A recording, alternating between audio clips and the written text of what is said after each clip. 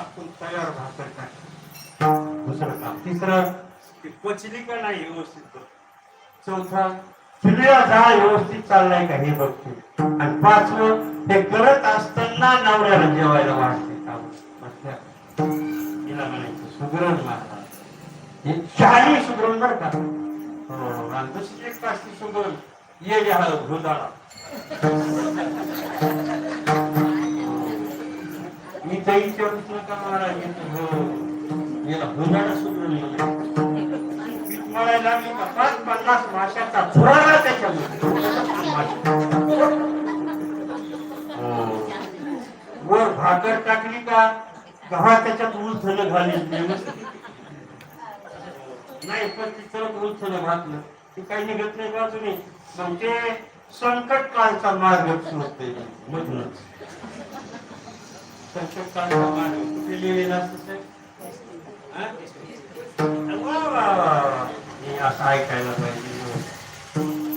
बस मध्ये संकट काळचा मार्ग काही अडचण आली तर लिहून जा. तसं उलथलं ते काही अडचण आली तर मधूनच निघते त्याला जाल. तिसरी गोष्ट आगीला आलेली भाकर त्याचा धुरा काय धुरा तिचा. चौथी गोष्ट सरपटते माग माग सरकते चुलीपासून एक फुटून बर. चौथी गोष्ट तितक्या राड्यात बाईचा नको मळी.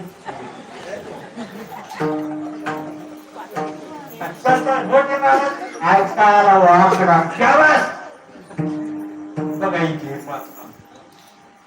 सुगरण कोणाचं बहिणाबाई सुगरण. जसा तवा तुझ्या तापलाय का सुगरण बाई बोलत येड हुंदर नाही. त्याला काय करायचं असं पाण्याचे ठेवून टाकायचं.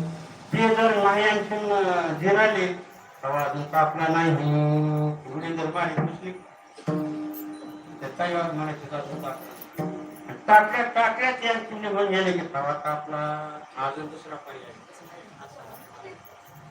बोटाला जर पोळलं तर तवा खरं नाही नाही खरं नाही सांगितलं. असा हात मारायचा. किती वेळेस हात मारायचा. सकाळच्या स्वयंपाकाला वेगळा दुपारच्या वेगळा संध्याकाळी वेगळा.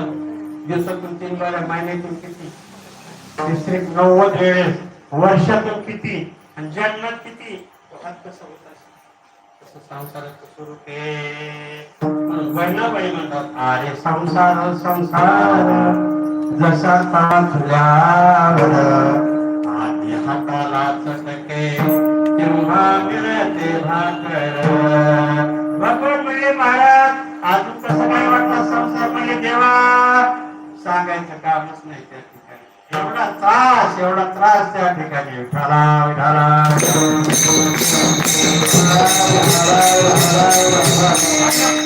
तुकाराम महाराज हा भांगद्वारे म्हणतात संसाराच्या तापे तापलोमी देवा